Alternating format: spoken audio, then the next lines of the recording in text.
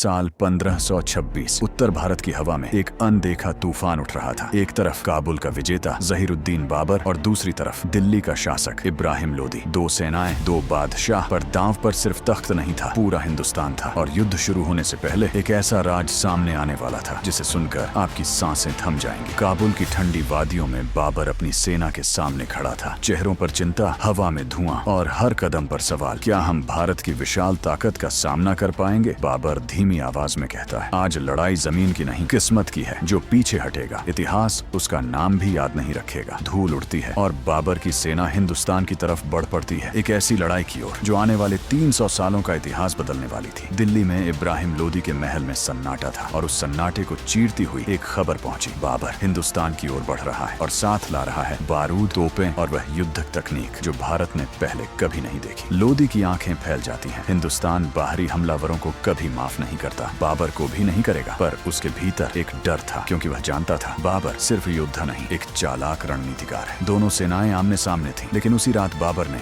ऐसी चाल चली जिसने हिंदुस्तान की कहानी हमेशा के लिए बदल दी। और लोदी को इसकी भनक आखिरी पल में लगी। 21 अप्रैल 1526 की सुबह पानीपत का मैदान धूल, धुआं और मौत की गंध से भर चुका था। बाबर ने अपनी सेना को एक अनोखे ढांचे में खड़ा किया। गाड़ियों की दीवारें, लोहे की जंजीरें और उनके पीछे तैनात बंदूकची। हिंदुस्तान पहली बार किसी युद्ध में बारूद की गर्जना सुनने वाला था। उधर इब्राहिम लोदी 1 लाख से ज्यादा सैनिक, हाथी, घोड़े, एक विशाल सेना लेकर मैदान में उतरा। संख्या उसकी थी पर रणनीति बाबर की। एक धमाके के साथ युद्ध शुरू हो गया। तोपों की गरज, धरती हिलाती बारूद की गंध और लोदी की हाथी सेना घबराकर इधर उधर दौड़ने लगी। घोड़ों की टापें, तलवारों की टकराहट, रणभूमि लहूलुहान हो चुकी थी। इब्राहिम लोदी बहादुरी से लड़ता रहा, पर बाबर की तुर्की तीरंदाजी तकनीक उसकी सेना को लगातार तोड़ती रही। कई घंटे बाद इतिहास ने फैसला लिख दिया। धूल बैठ चुकी थी। पानीपत के मैदान में सिर्फ सन्नाटा था। जीतने के बावजूद बाबर की आंखों में गर्व नहीं, एक भारीपन था। मैं जीता जरूर हूँ, पर इस धरती पर बहा खून किसी भी जीत से कहीं ज्यादा भारी है। उस दिन एक युद्ध खत्म नहीं हुआ, एक साम्राज्य जन्मा था। पानीपत का पहला युद्ध सिर्फ तलवारों की लड़ाई नहीं था, यह वो मोड़ था जिसने भारत के इतिहास की दिशा बदल दी। क्योंकि कभी कभी एक युद्ध साम्राज्य नहीं, पूरी सभ्यता की कहानी बदल देता है।